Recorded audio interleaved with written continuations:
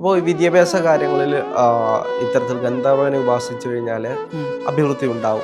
പല ആളുകളും വഴിപാട് കൊടുക്കുക എന്ന് പറയുമ്പോൾ അത് വഴിപാടായിട്ട് മാത്രമാണ് കാണുന്നത്. അപ്പോൾ നമ്മളവിടെ പോയി വഴിപാട് കൊടുത്ത് നമ്മുടെ ആഗ്രഹവും നമ്മുടെ ആവശ്യമൊക്കെ പറഞ്ഞിട്ട് ആ കുടിമരത്തിൻ്റെ ചുവട്ടിൽ അല്ലെങ്കിൽ ദേവരെ മുന്നിൽ വെച്ച് നമ്മൾ ഒഴിയണം. അങ്ങനെ വരുമ്പോഴാണ് ദേവതയും നമ്മൾ തമ്മിൽ ഒരു ബന്ധം ഉണ്ടാവുള്ളൂ. പാട്ട് പാടാൻ, ഡാൻസ് ചെയ്യാൻ, നമുക്ക് എഴുതണമെങ്കിൽ അല്ലെങ്കിൽ ഇങ്ങനെയുള്ള കാര്യങ്ങൾക്ക്, കലാപരമായിട്ടുള്ള കാര്യങ്ങൾക്ക് ഏറ്റവും കൂടുതൽ നമ്മളെ സഹായിക്കുന്നത് ഗന്ധർവനാണ്. ഈ കൈവിഷത്തിന്റെ പ്രശ്നം വരുന്നത് കൊണ്ട് പഠനത്തിലും വരാം, വിവാഹത്തിലും വരാം. ഇപ്പോൾ അങ്ങയുടെ അടുത്തേക്ക് ഇപ്പോൾ ഇത്തരത്തിലുള്ള കാര്യങ്ങൾ വരുമ്പോൾ കൂടുതലും ആളുകളുടെ പ്രശ്നങ്ങൾ എന്തായിരിക്കും? ഇപ്പോൾ വിവാഹ തടസ്സമായിട്ട് വരികയാണെങ്കിൽ വിവാഹവും വിദ്യാഭ്യാസവും എന്നും സാധാരണപ്പെട്ട ജനങ്ങളാണെങ്കിലും എല്ലാ തരത്തിലുള്ള ആളുകളും കൂടുതൽ ജ്യോതിഷന്മാരെയോ അല്ലെങ്കിൽ പൂജ നടത്തുന്നവരെയോ ഉപാസകരെയോ എല്ലാവരെയും പോയി കാണുന്നത് ഏറ്റവും കൂടുതൽ പ്രശ്നങ്ങൾ ഒന്ന് വിദ്യാഭ്യാസ കാര്യങ്ങളായിരിക്കാം, തൻ്റെ മക്കളുടെ വിദ്യാഭ്യാസ കാര്യങ്ങൾ അല്ലെങ്കിൽ വിവാഹ കാര്യങ്ങൾ. ഇത് രണ്ടിനുമാണ് ഏറ്റവും കൂടുതലും ജ്യോതിഷികളെ ആശ്രയിക്കുന്നത്. അല്ലെങ്കിൽ നമ്മുടെ പൂജാരിമാർ, യാഗങ്ങൾ നടത്തുന്ന ആളുകൾ, സന്യാസിമാർ, ഇവരെല്ലാം ചെന്ന് കാണുന്ന ഇത്തരത്തിലുള്ള കാര്യങ്ങൾക്ക് വേണ്ടിയിട്ടാണ്. യഥാർത്ഥത്തിൽ ഇത് പലപ്പോഴും ചെന്ന് കണ്ടിട്ടും കാര്യങ്ങൾ നടക്കാറില്ല. യഥാർത്ഥത്തിൽ ജ്യോതിഷപരമായിട്ട് ഇതിനെന്തെങ്കിലും ഉത്തരങ്ങളുണ്ടോ? അതായത് നമ്മൾ പൊതുവെ ഒരാൾ എന്ത് വിദ്യാഭ്യാസത്തിൽ പോകണം, അയാൾക്കെപ്പോൾ വിവാഹം നടക്കും എന്നൊക്കെ പറയുന്നത് ജാതകത്തെ അടിസ്ഥാനപ്പെടുത്തിയിട്ടാണ്. ജാതകപ്രകാരം കാര്യം നടന്നില്ല എങ്കിൽ അതിനകത്ത് പിന്നീട് നമ്മൾ ചിന്തിക്കുന്ന പ്രശ്നചിന്തയാണ്. അതായത് അവർക്ക് എന്തെങ്കിലും തരത്തിൽ നെഗറ്റീവ്സ് വന്നിട്ടുണ്ടോ എന്നുള്ളത് പരിശോധിക്കണം. വിദ്യാഭ്യാസത്തിലാണെങ്കിൽ ഈ പറയുന്ന പോലെ ഗന്ധർവൻ പോലുള്ള മൂർത്തികളൊക്കെ ബാധയിൽ വന്നു കഴിഞ്ഞാൽ വിദ്യാഭ്യാസം നിൽക്കുന്ന കുട്ടികൾക്കാണെങ്കിൽ അവർക്ക് വിദ്യാഭ്യാസത്തിന് പിറകിലേക്ക് പോകും. ഗന്ധർവ മൂർത്തികൾ ഇപ്പോഴും ഉണ്ടോ? ഗന്ധർവ മൂർത്തികൾ ഇപ്പോഴും ഉണ്ടെന്നല്ല, ഓൾറെഡി ഉണ്ട്, ഇന്നും ഉണ്ട്, കൃത്യമായിട്ട് കർമ്മം ചെയ്യുന്നവരും ഉണ്ട്. പല ക്ഷേത്രങ്ങളുടെയും പല ആളുകളും കുടുംബ ദേവത കൂടിയാണ് യക്ഷിയും ഗന്ധർവനും എന്നൊക്കെ പറയുന്നത്, വെച്ചാരാധിക്കുന്ന ദേവതകൾ. തറവാട്ടിനകത്ത് വെച്ചാരാധിക്കുന്നവരും ഉണ്ട് പൂർവികമായിട്ട്. അപ്പോൾ ഈ ഗന്ധർവനെ നമ്മൾ കൂടുതൽ പൂജിച്ച് കഴിഞ്ഞ് കഴിഞ്ഞാൽ നമുക്ക് അതിനനുസരിച്ചുള്ള ഗുണം ഉണ്ടാവും. അതേപോലെ ആഭിചാര കർമ്മങ്ങൾക്ക് ഉപയോഗിക്കാം. അപ്പോൾ ആഭിചാര കർമ്മങ്ങൾക്ക് ഉപയോഗിച്ച് കഴിയുമ്പോൾ നമുക്ക് ബാധയിൽ വരുന്ന വ്യക്തികൾക്ക്, ഇതുപോലെ വിദ്യാഭ്യാസം ചെയ്യുന്ന കുട്ടികൾക്കൊക്കെ ആണെങ്കിൽ പഠനത്തിൽ പിന്നോക്കം പോകും. മറവിയുടെ പ്രശ്നം കൂടുതലായിരിക്കും. അതായത് നമ്മളിപ്പം എത്ര കണ്ട് പഠിച്ചാലും മത്സര പരീക്ഷയ്ക്ക് ചെന്നിരിക്കുമ്പം നമുക്ക് കൺഫ്യൂഷൻ ഉണ്ടാവും, അല്ലെങ്കിൽ നമുക്കൊരു തലയ്ക്കൊരു മന്ദത പോലെ ഫീൽ ചെയ്യും, അല്ലെങ്കിൽ ആൻസർ കറപ്പിച്ച് വരുമ്പോൾ തെറ്റിപ്പോവും. OMR ഷീറ്റൊക്കെ ആണെങ്കിൽ കറപ്പിച്ച് വരുമ്പോൾ ഉത്തരം അറിയാവുന്നതായിരിക്കും, പക്ഷെ കറപ്പിച്ച് വരുമ്പോൾ തെറ്റിപ്പോവും, മിസ്റ്റേക്ക് പറ്റും, അല്ലെങ്കിൽ എന്തെങ്കിലും തരത്തിൽ മിസ്റ്റേക്ക് വന്നിട്ട് ആ എക്സാം തന്നെ തടസ്സപ്പെടുന്ന രീതിയിലാവും. അങ്ങനെയൊക്കെ സംഭവിക്കുന്നത് കൂടുതലും ഈ പറയുന്ന പോലെ ഗന്ധർവൻ പോലുള്ള മൂർത്തികൾ വന്നു കഴിയുമ്പോഴാണ്. നോർമൽ ലൈഫിലും ഈ പറയുന്ന ഗന്ധർവൻ ബാധയിൽ വന്നു കഴിഞ്ഞാൽ ഉണ്ടാവുന്നത് ഇതേ സംഭവം തന്നെയാണ്. തലയ്ക്ക് മന്ദതയുണ്ടാവും, നമ്മളെ ചെയ്യുന്ന തൊഴിലിൽ കോൺസെൻട്രേഷൻ പവർ കുറവായിരിക്കും. അപ്പോൾ വിദ്യാഭ്യാസക്കാർ മൈൻഡിൽ ഡീവിയേഷൻ സംഭവിക്കും. അത് നമ്മളൊരു കാര്യം തന്നെ ചെയ്തുകൊണ്ടിരിക്കുന്ന കൂട്ടത്തിൽ തന്നെ ഒരു 10 മിനിറ്റ് കഴിയുമ്പോൾ നമ്മുടെ മൈൻഡ് ഡീവിയേറ്റ് ചെയ്യും, മറ്റേ സബ്ജക്റ്റിലേക്ക് പോകും. അപ്പോൾ വിദ്യാഭ്യാസ കാര്യങ്ങളിൽ ഇത്തരത്തിൽ ഗന്ധർവനെ ഉപാസിച്ചു കഴിഞ്ഞാൽ അഭിവൃദ്ധി ഉണ്ടാവും. ഗന്ധർവനെന്നല്ല, ഇപ്പൊ ഗണപതി ആയാലും ഏത് ദേവതയായാലും ഉപാസിച്ചു കഴിഞ്ഞാൽ നമുക്ക് വിദ്യാഭ്യാസത്തിനായ ഏത് കാര്യത്തിനും അനുകൂലമാവും. ബുദ്ധിക്കാണെങ്കിൽ ഏറ്റവും നല്ലത് ഗണപതിയോ അല്ലെന്നുണ്ടെങ്കിൽ ശ്രീകൃഷ്ണസ്വാമിയൊക്കെയാണ്. ശ്രീകൃഷ്ണസ്വാമിയാണ് വഴിപാട് കൊടുത്തു കഴിയുമ്പോൾ നമുക്ക് കൂടുതൽ മത്സര പരീക്ഷകളിൽ കൂടുതൽ നമുക്ക് ഓർമ്മശക്തി ഉണ്ടാവാനും നല്ല രീതിയിൽ പെർഫോം ചെയ്യാനും ഒക്കെ കൂടുതൽ സഹായിക്കുന്നത് ശ്രീകൃഷ്ണസ്വാമിയാണ്. പക്ഷെ നമ്മളെപ്പോലുള്ള ആളുകളൊക്കെ വലിയ മടിയന്മാരാണ്. ഇപ്പോൾ ഒരു ദേവതയെ പോയി ഉപാസിക്കാനുള്ള സമയമോ അല്ലെങ്കിൽ അതിനുള്ള മെനക്കെടാനോ പോകാറില്ല. അപ്പോൾ സാധാരണപ്പെട്ട ആളുകളും അങ്ങനെയാണ്. ഇപ്പോൾ അവരെന്തിനാണ് ജ്യോതിഷന്മാരുടെ അടുത്തും ഇത്തരത്തിൽ പൂജാരിമാരുടെ അടുത്തും പോകുന്നത്? അവിടെ ചെന്ന് കഴിഞ്ഞാൽ അവർ ചെയ്തോളൂല്ലോ, അവർ പൂജയും മറ്റു കാര്യങ്ങൾ ചെയ്യുമ്പോൾ നമുക്ക് ഓട്ടോമാറ്റിക്കലി കിട്ടുമല്ലോ, ആ ചിന്തയിലാണ് പോകുന്നത്. അപ്പോൾ അത് എങ്ങനെയാണ് കണക്കാക്കുന്നത്? അല്ല, അത് നമ്മൾ അതിനാണല്ലോ പറയണേ. ഇവരിത് ഉപാസിക്കാൻ നമ്മൾ പറയുന്നില്ലല്ലോ. നിങ്ങൾ ഇത്ര ഒരു ജപിക്കണം അങ്ങനെ നമ്മൾ പറയുന്നില്ലല്ലോ. ഇത് നിങ്ങൾ ഇന്ന ദേവതയ്ക്ക് വഴിപാട് കൊടുക്കുന്നതല്ലേ പറയണത്. പല ആളുകളും വഴിപാട് കൊടുക്കുക എന്ന് പറയുമ്പോൾ അത് വഴിപാടായിട്ട് മാത്രമാണ് കാണുന്നത്. അപ്പോൾ നമ്മളവിടെ പോയി വഴിപാട് കൊടുത്ത് നമ്മുടെ ആഗ്രഹവും നമ്മുടെ ആവശ്യമൊക്കെ പറഞ്ഞിട്ട് കൃത്യമായിട്ട് ഒരു നാണയത്തൊട്ടെങ്കിലും ഒഴിഞ്ഞിടണം. പല ആളുകളും ക്ഷേത്രത്തിൽ പോയി ഒരു നാണയത്തൊട്ട് ഒഴിഞ്ഞിടാത്ത ആളുകളുണ്ട്.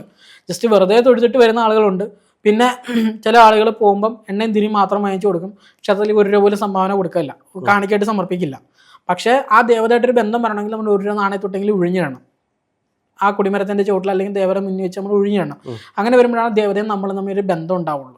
കാരണം ആ ക്ഷേത്രത്തിന് നിത്യവൃത്തിക്കും ചെലവിനും എല്ലാം പൈസ കൊണ്ടാണ് മുന്നോട്ട് പോവുക. അപ്പോൾ നമുക്ക് കൂടുതലൊന്നും കൊടുക്കണ്ട, 1 രൂപ നാണയത്തൊട്ട് ഒഴിഞ്ഞിടുക. വെറുതെ പോയാൽ പോലും നമ്മുടെ ഒന്നുമില്ല കൊടുക്കാൻ വേണ്ട, 1 രൂപ നാണയത്തൊട്ടും പ്രധാന ദേവതയ്ക്കെങ്കിലും ഒഴിഞ്ഞിട്ട് പ്രാർത്ഥിക്കും. അതിൻ്റെ ഗുണം എപ്പോഴായാലും നമുക്ക് ഉണ്ടാവും.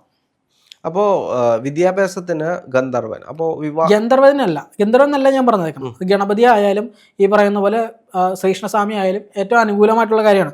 ഗന്ധർവന് നമുക്ക് പൂജിക കൊടുക്കുമ്പോൾ ഏറ്റവും കൂടുതൽ കലാപരമായിട്ടുള്ള കാര്യങ്ങൾക്കാണ്. പാട്ട് പാടാൻ, ഡാൻസ് ചെയ്യാൻ, നമുക്ക് എഴുതണമെങ്കിൽ അല്ലെങ്കിൽ ഇങ്ങനെയുള്ള കാര്യങ്ങൾക്ക്, കലാപരമായിട്ടുള്ള കാര്യങ്ങൾക്ക് ഏറ്റവും കൂടുതൽ നമ്മളെ സഹായിക്കുന്നത് ഗന്ധർവനാണ്. അങ്ങനെയുള്ള കലാപരമായിട്ട് നമുക്ക് ഉയരണമെന്നുണ്ടെങ്കിൽ ഗന്ധർവന് പൂജ കൊടുത്താൽ മതി. അപ്പോൾ വിവാഹ കാര്യങ്ങൾക്കോ? വിവാഹ കാര്യങ്ങൾക്ക് തടസ്സം വരുന്നത് ഇതേപോലെ തന്നെ ഈ പറയുന്ന പോലെ നെഗറ്റീവ്സ് വന്നിട്ടുള്ള തടസ്സങ്ങളാണെങ്കിൽ ആ തടസ്സം എന്താണെന്നുള്ളത് കൃത്യമായിട്ട് നമ്മൾ നോക്കി കണ്ടെത്തിയിട്ട് അതിന് കൃത്യമായിട്ട് പരിഹാരം ചെയ്യണം. പല ആളുകളും ഈ പറയുന്നത് പോലെ ഈ പഠിക്കുന്നതിന് ഇപ്പം ഈ പറഞ്ഞ ഒരു മടി ഉണ്ടാകുമെന്ന് പറയാം. അത് അങ്ങനെ പറഞ്ഞു കഴിയുമ്പോൾ പല ആളുകളും ചെറിയ ഭസ്മമൊക്കെ ജപിച്ച് കൊടുക്കും. ഈ ജപിച്ച് കൊടുക്കുന്നതിനകത്ത് അത് തന്നെ അത് ചൊല്ലിക്കൊടുക്കുന്ന മന്ത്രത്തിൽ പിഴവ് പറ്റിക്കഴിഞ്ഞാൽ അത് തന്നെ നെഗറ്റീവായിട്ട് മാറും. കൊടുക്കണ ഭസ്മം അത് അവർ കഴിക്കുകയാണ് ചെയ്യേണ്ടത്. അപ്പോൾ കഴിച്ച് കഴിയുമ്പം അവർക്കത് നെഗറ്റീവായിട്ട് മാറും. പിന്നെ അത് കൈവിഷം പോലെയൊക്കെ മാറും. അപ്പം ഓൾറെഡി പഠനത്തെ പിന്നോട്ട് നിൽക്കുന്ന ആ കുട്ടി വീണ്ടും പിന്നിലേക്ക് പോകാനുള്ള സാധ്യത വളരെ കൂടുതലാണ്. അപ്പോൾ ഈ കൈവിഷത്തിൻ്റെ പ്രശ്നം വരുന്നത് കൊണ്ട് പഠനത്തിലും വരാം, വിവാഹത്തിലും വരാം. പല ആളുകൾക്കും കൈവിഷത്തിൻ്റെ പ്രശ്നം കൊണ്ട് ഈ പറയുന്ന പോലെ വിവാഹത്തിന് തടസ്സം വരാറുണ്ട്. അത് ഈ മുമ്പ് എന്തെങ്കിലും പ്രണയബന്ധങ്ങളൊക്കെ ഉണ്ടായിട്ടുണ്ടെങ്കിൽ പ്രണയബന്ധത്തിൽ നിൽക്കുന്ന ആൾ വിട്ടുപോകാതിരിക്കാൻ വേണ്ടിയിട്ട് വശ്യമൊക്കെ ചെയ്യും. ഏതെങ്കിലും ഒരു സൈഡിൽ നിൽക്കുന്ന ആൾ വിശ്വാസമുള്ള ആളാണെങ്കിൽ അയാൾ ഏതെങ്കിലും ശാന്തിക്കാരെയൊക്കെ പോയി കണ്ടിട്ട് എന്തെങ്കിലും മുട്ടായോ എന്തെങ്കിലും സാധനം ജപിച്ചു കൊണ്ടുവന്ന് കൊടുക്കും. അപ്പോൾ പിന്നീട് ആ പെൺകുട്ടി അയാളിൽ നിന്ന് വിട്ടുപോകാതിരിക്കാൻ വേണ്ടിയിട്ടുണ്ട്. പക്ഷേ ഈ കൊടുക്കുന്ന കൈവിഷം ആളുടെ ഉള്ളിലാണ് കിടക്കുന്നത്. ഉള്ളിൽ കിടക്കുമ്പോൾ അയാൾക്ക് അത് പിന്നീട് പലതരത്തിലുള്ള രോഗങ്ങൾക്കും കാരണമാകാം. പിന്നെ അതുപോലെ വേറൊരു വിവാഹ ജീവിതത്തിലേക്ക് പോകുമ്പം വിവാഹം നടന്നാലും വിവാഹം കഴിഞ്ഞാലും അയാളെ ഇത് ഹണ്ട് ചെയ്തുകൊണ്ടേയിരിക്കും.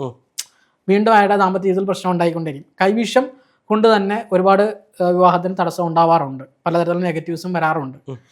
ഇപ്പോൾ അങ്ങയുടെ അടുത്തേക്ക് ഇപ്പോൾ ഇത്തരത്തിലുള്ള കാര്യങ്ങൾ വരുമ്പോൾ കൂടുതലും ആളുകളുടെ പ്രശ്നങ്ങൾ എന്തായിരിക്കും? ഇപ്പോൾ വിവാഹ തടസ്സമായിട്ട് വരികയാണെങ്കിൽ അവരുടെ പ്രശ്നങ്ങൾ എന്തായിരിക്കും കൂടുതലും? നോർമലി ഞാൻ ഈ ആദ്യം പറഞ്ഞതുപോലെ തന്നെ ഇവർക്ക് മുമ്പ് പ്രണയബന്ധം ഉണ്ടായിട്ട് ഓപ്പോസിറ്റ് ഇരിക്കുന്ന ആള് കൈവിഷം കൊടുക്കുകയോ അല്ലെങ്കിൽ വശ്യം ചെയ്യുകയോ ഒക്കെ ചെയ്തിട്ടുണ്ടാവും. അപ്പോൾ അതിൻ്റെ ഭാഗമായിട്ട് പിന്നീട് വിവാഹം നടക്കുന്നതിന് തടസ്സം ഉണ്ടാവാറുണ്ട്. പിന്നെ ഇവർ പഠനകാലത്തൊക്കെ പല ക്ഷേത്രങ്ങളിലും പോയിട്ട് പരീക്ഷകൾ ജയിക്കുന്നതിനൊക്കെ വേണ്ടിയിട്ടൊക്കെ നേർച്ച പറയും. പിന്നീട് ഇവർ മറന്നു പോകും, ഇത് കൊടുക്കൂല. പിന്നീട് ഇവരുടെ അടുത്തൊരു ഘട്ടം വരുമ്പോൾ, സ്റ്റേജ് വരുമ്പം വിവാഹത്തിനോ ജോലിക്കോ ഒക്കെ സമയമാകുമ്പോഴത്തേക്കായിരിക്കും ഇവർ എന്തുകൊണ്ട് കിട്ടുന്നില്ല എന്ന് അന്വേഷിച്ച് ഇറങ്ങുമ്പോഴായിരിക്കും രാശി വെച്ച് നോക്കുമ്പം അല്ലെങ്കിൽ പ്രശ്നം വെച്ച് നോക്കുമ്പം ഇതുപോലെ നേർച്ച പറഞ്ഞാൽ കൊടുക്കാത്തതാണ് പ്രശ്നം. അത് ഇനി നെഗറ്റീവായിട്ട് മാറുകയാണ്. ആ നെഗറ്റീവിനെ നമ്മൾ ക്ലിയർ ചെയ്ത് ആ ക്ഷേത്രത്തിൽ കൊടുക്കാനുള്ള വഴിപാട് കൊടുത്ത് നമ്മൾ സമസ്തപരാധം പറഞ്ഞ് പ്രാർത്ഥിച്ച് കഴിയുമ്പോൾ ആ നെഗറ്റീവ് അവിടെ ക്ലിയറായി. പിന്നീട് നമ്മൾ അടുത്ത സ്റ്റെപ്പായിട്ട് ആ ഒരു ഭാവത്തിനെ പുഷ്ടിപ്പെടുത്താൻ വേണ്ടിയിട്ട്, ഇപ്പോൾ വിവാഹമാണെന്നുണ്ടെങ്കിൽ ആ ഭാവത്തിന് അഷ്ടമം കൊണ്ടോ അല്ലെങ്കിൽ 7ാം ഭാവം കൊണ്ടോ ഒക്കെ നമ്മൾ ചിന്തിക്കുമ്പം ആ ഭാവത്തിനെ പുഷ്ടിപ്പെടുത്തുന്ന രീതിയിൽ അല്ലെങ്കിൽ ആദ്യ ദേവതയ്ക്ക് വഴിപാട് കൊടുക്കണമെന്നുള്ള രാശി നോക്കിയിട്ട് വഴിപാട് ചെയ്ത് കഴിയുമ്പോൾ ആ വിവാഹത്തിനുള്ള തടസ്സം നീങ്ങി കിട്ടുന്നതാണ്. കൂടുതലും നാഗദേവതകൾ, സർപ്പദേവതകളൊക്കെ ഈ പറയുന്ന പോലെ ബാധയിൽ വരുമ്പോൾ വിവാഹ തടസ്സം ഉണ്ടാവാറുണ്ട്. അപ്പോൾ അതിന് ഈ പറയുന്ന പോലെ നാഗബാധയിലാണെങ്കിൽ അതിന് വേണ്ടുന്ന പരിഹാരം ആവാഹനമാണെങ്കിൽ ആവാഹനം, ക്ഷേത്ര വഴിപാടാണെങ്കിൽ ക്ഷേത്ര വഴിപാട്, അത് ചെയ്തിട്ട് നമ്മൾ മുന്നോട്ട് പോവുകയാണെങ്കിൽ അതിന് മാറ്റം ഉണ്ടാവും. ഇപ്പോൾ അങ്ങയുടെ അടുത്തേക്ക് വിദ്യാഭ്യാസത്തിൻ്റെ പ്രശ്നങ്ങൾ പറഞ്ഞു വരുന്ന ഒരുപാട് അമ്മമാർ കാണും, തൻ്റെ മക്കളുടെ വിദ്യാഭ്യാസ പ്രശ്നങ്ങൾ പറഞ്ഞു വരുന്നത്. അത് ഏറ്റവും കൂടുതലും എന്തെല്ലാം പ്രശ്നങ്ങളായിരിക്കും വിദ്യാഭ്യാസത്തിന്, അല്ലെങ്കിൽ അവരുടെ ഗ്രഹനിലയുമായി ബന്ധപ്പെട്ടുള്ള വിഷയങ്ങളാണോ, അതോ അവർക്ക് ഇത്തരത്തിലുള്ള നെഗറ്റീവ് എനർജികളുടെ വിഷയം കൊണ്ടാണോ യഥാർത്ഥത്തിൽ സംഭവിക്കുന്നത്? അത് കൂടുതലും നമ്മൾ ഈ പറയുന്ന രീതിയിൽ ജാതകത്തിൽ വലിയ പ്രശ്നമൊന്നും ഉണ്ടാവില്ല. ഒരുമാതിരിപ്പെട്ട എല്ലാ കുട്ടികൾക്കും ജാതകത്തിൽ വലിയ പ്രശ്നം ഉണ്ടാവില്ല. എന്നാലും ചെറിയ തടസ്സങ്ങളുണ്ടെങ്കിലും നമുക്ക് ജാതകത്തിൽ വരുന്ന തടസ്സങ്ങളെ നമുക്ക് മറികടക്കാൻ ക്ഷേത്ര വഴിപാടുകൾ കൊണ്ട് സാധിക്കും. അതിന് വലിയ തടസ്സം വരാറില്ല. ഒരുമാതിരിപ്പെട്ട എല്ലാ ജ്യോതിഷ പണ്ഡിതന്മാരും ജാതകം നോക്കിയിട്ട് അതിനനുസരിച്ചുള്ള വഴിപാടുകൾ പറഞ്ഞു കൊടുക്കും. ആ വഴിപാടുകൾ ചെയ്ത് കഴിയുമ്പോൾ തന്നെ അതിൻ്റെ ജാതകവശാലുള്ള തടസ്സമാണെങ്കിൽ നീങ്ങി കിട്ടും. അതാണ് നോർമലി പോകുന്ന കാര്യമാണ്. പിന്നെ അതിനകത്ത് വരുന്ന നെക്സ്റ്റ് ലെവൽ മാത്രമാണ് ഈ പറയുന്ന പ്രശ്നം വെച്ചിട്ട് നമ്മൾ അതിനകത്ത് നോക്കുക. ഇപ്പോൾ ഈ കുട്ടി നന്നായിട്ട് പഠിക്കണം. അപ്പോൾ വേറെ കുട്ടിയുടെ അമ്മയ്ക്ക് ഈ കുട്ടി പഠിക്കണം നന്നായിട്ട് ഇഷ്ടമല്ലാന്ന് വിചാരിക്കും. അല്ലെങ്കിൽ ഇവരുടെ റിലേറ്റീവായിട്ടുള്ള ഒരു കുട്ടി തന്നെ അവരുടെ റിലേറ്റീവിൻ്റെ മകളും ഈ കുട്ടിയുടെ തന്നെ കൂടെ തന്നെ പഠിക്കാമെന്ന് വിചാരിക്കാം. അപ്പം ഈ കുട്ടി ആ കുട്ടിയെ കണ്ട് നന്നായിട്ട് വരുന്നു എന്ന് പറയുമ്പോൾ അവർ വീട്ടുകാർക്കുണ്ടാവുന്ന ഒരു ജെലസി, ഒരു അസൂയ കൊണ്ട് വേണമെങ്കിൽ ഈ കുട്ടിക്കിട്ട് പണി കൊടുക്കാം. മനസ്സിലായോ? അങ്ങനെ സംഭവിച്ച കേസുകളുണ്ട്. അങ്ങനെ കേസ് നമ്മൾ അറ്റൻഡ് ചെയ്തിട്ടുണ്ട്, ക്ലിയർ ചെയ്ത് കൊടുത്തിട്ടുണ്ട്. അതുകൊണ്ടാണ് ഞാൻ പറഞ്ഞത്, ഈ പറയുന്ന കുട്ടികൾ തമ്മിലുണ്ടാകുന്ന പഠനത്തിലുണ്ടാകുന്ന ആരോഗ്യപരമായ മത്സരം വീട്ടുകാരെ നോക്കുമ്പോൾ അവർക്കൊരു വൈരാഗ്യമാവുകയും, കൂടുതൽ സ്ത്രീകളാണ്, ഇവർക്ക് അങ്ങനെ പെട്ടെന്ന് ഈ അസൂയ കുശുമ്പൊക്കെ ഉണ്ടാവുമല്ലോ. അപ്പോൾ ഇതിൽ നിന്നുണ്ടാകുന്ന ചെറിയ രീതിയിലുള്ള പണികളൊക്കെ കൊടുക്കുകയൊക്കെ ചെയ്യും. അപ്പം അങ്ങനെ വന്നു കഴിയുമ്പോൾ കുട്ടികൾ പിന്നിലേക്ക് പോകാറുമുണ്ട്. അങ്ങനെയും വരാറുണ്ട്. അങ്ങനെയാണ് നമ്മൾ 1-2 കേസുകൾ കണ്ടിട്ടുള്ളത്. പിന്നെ ഈ പറയുന്ന ജാതകത്തിൽ ഈ പറയുന്ന എന്തെങ്കിലും തരത്തിലുള്ള കാര്യങ്ങളാണെങ്കിൽ ക്ഷേത്ര വഴിപാട് കൊണ്ട് തന്നെ പരിഹരിക്കപ്പെടും. അതിനങ്ങനെ പൂജാ കർമ്മത്തിൻ്റെ ആവശ്യമൊന്നുമില്ല. ക്ഷേത്ര വഴിപാട് കൊണ്ട് തന്നെ മാറും. പിന്നെ ദശാകാലപരമായിട്ടുള്ള എന്തെങ്കിലും വിഷയമാണെന്ന് നോക്കിയിട്ട് ദശാകാലത്തിനനുസരിച്ച് വഴിപാട് കൊടുത്താൽ മതി. അതാണ് ഇത്രയും കാര്യങ്ങളാണ് നമ്മൾ മെയിനായിട്ട് ചെയ്യേണ്ടതായിട്ടുള്ളത്.